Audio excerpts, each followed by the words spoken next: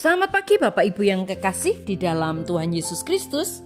Pagi hari ini saya Eko Wayu Suryaningsih kembali menyapa dengan kebenaran firman Tuhan yang terdapat dalam Ibrani 12 ayat 15. Ibrani 12 ayat 15. Jagalah supaya jangan ada seorang pun menjauhkan diri dari kasih karunia Allah, agar jangan tumbuh akar yang pahit yang menimbulkan kerusuhan dan yang mencemarkan banyak orang.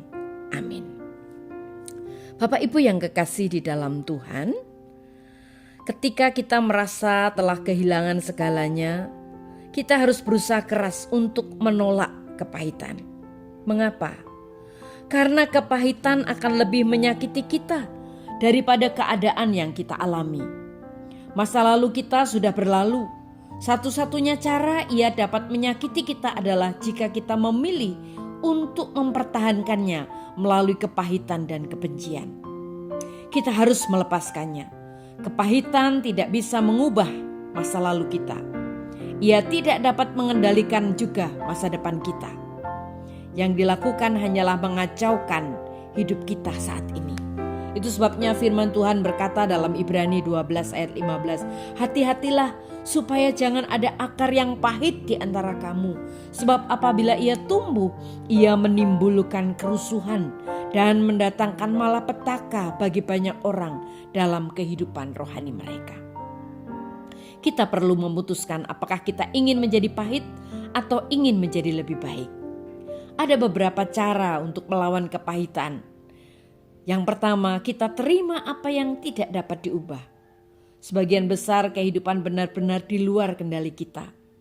Terkadang satu-satunya cara untuk mengatasi masalah adalah menerimanya sehingga kita dapat merasa damai. Kita percaya iman adalah menghadapi kenyataan dan tidak berkecil hati. Karena kita tahu Tuhan yang memegang kendali. Mari, hal yang pertama yang dapat kita lakukan untuk kita menyelesaikan kepahitan kita adalah andalkan Tuhan dan katakan kepada Tuhan, Tuhan mengasihi aku, Ia peduli terhadap aku, Ia melihat aku dan Ia akan menolong aku. Hal yang kedua yang bisa kita lakukan adalah mari fokus pada apa yang tersisa, bukan pada apa yang hilang. Setelah kehilangan kita perlu menemukan sesuatu untuk kita syukuri. Selalu ada sesuatu untuk disyukuri. Dan itu seringkali merupakan hal yang paling kita anggap remeh. Dan yang ketiga adalah kita remehkan dan kita doakan. Setelah kehilangan, kita tidak perlu berpura-pura bahwa apa yang kita alami tidak menyebabkan kita terluka dan berduka. Namun kita dapat melihat segala sesuatunya dengan perspektif yang berbeda. Terutama kita sebagai orang tua, sebagai anak-anak, ataupun siapa saja dan terkhusus sebagai orang-orang percaya. Mari bawa di dalam doa. Kita berbicara kepada Tuhan tentang hal-hal itu dan terus berbicara. Tuhan senang ketika kita berpaling kepadanya dalam doa. Tuhan senang ketika kita datang bertelut dalam doa kepadanya. Bawa luka hati kita dan katakan pada Tuhan, Tuhan pulihkan luka hatiku. Percayalah, Tuhan pasti akan melepaskan rasa sakit kita dan kita sanggup melawan kepahitan itu. Amin. Mari kita berdoa.